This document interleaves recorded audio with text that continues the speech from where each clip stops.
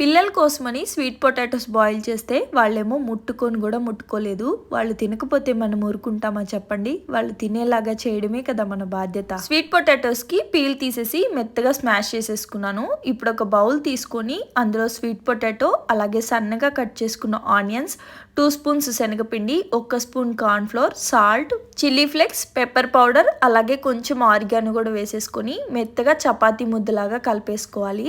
ఇప్పుడు కొంచెం పిండిని తీసుకొని చిన్న బాల్ లాగా చేసేసి ఆ బాల్కి మిడిల్లో చిన్న గుంతలాగా చేసేసుకొని అందులో చీజ్ పెట్టేసుకొని, చీజ్ బయటకు కనిపించకుండా మొత్తం క్లోజ్ చేసేసి రౌండ్ బాల్ లాగా చేసేసుకొని ఇప్పుడు ఒక కప్లోకి ఒక ఎగ్ మంచిగా బీట్ చేసేసి తీసుకున్నాను. మనం ప్రిపేర్ చేసుకున్న స్వీట్ పొటాటో బాల్ని ఎగ్లో ఒకసారి డిప్ చేసేసి బ్రెడ్ క్రమ్స్ తోటి పైన కోట్ చేసేసుకొని ఆయిల్ బాగా హీట్ అయిన తర్వాత మంటని మీడియం ఫ్లేమ్లో పెట్టుకొని ఈ బాల్స్ని కుక్ చేసుకున్నాము అంటే sweet potato cheese balls ready.